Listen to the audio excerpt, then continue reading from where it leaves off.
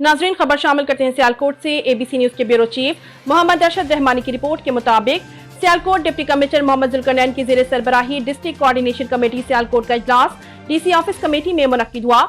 अरकान सूबाई असम्बली मोहम्मद बनशाउल्लाह भट्ट, फैसल इकराम, नवीद अशरफ, तारिक सुबहानी, अरशद वड़ाई, खुर्रम वर्क और राना फयाज ने शिरकत की।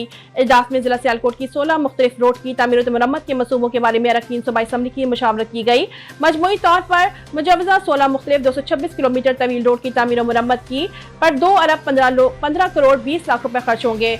अरकान सूबाई असम्बली ने कहा कि जिला सियालकोट के बेशतर अहम रोड टूट फूट का शिकार है और इनकी तरजीही बुनियादों पर तामीर अवलीन तरजीह है ताकि अवामुन्नास को ज़राए आमदोरफ्त में मयारी सहूलियात मैसर आ सके। उन्होंने कहा कि सड़कों की तामीर में मयार को यकीनी बनाया जाए ताकि अरसा दराज तक इन स्कीमों से मुस्तफीद हो सके। डिप्टी कमिश्नर सियालकोट मोहम्मद जुल्करनैन ने हुकूमत पंजाब की हिदायत पर अरकान कौमी सूबाई असम्बली से रोड इंफ्रास्ट्रक्चर को बेहतर बनाने की मुजवजा मनसूबों की फहरिस्त तलब करते हुए कहा कि शहरात की तामीर और मरम्मत के मनसूबे में मयार को यकीनी बनाने के लिए CNW के मकामी हकाम अपने फ़राइज़ मनसबी पूरी ईमानदारी और तनदही से अंजाम दें। इस अमर को यकीनी बनाएं कि मनसूबा जात पायदार हो।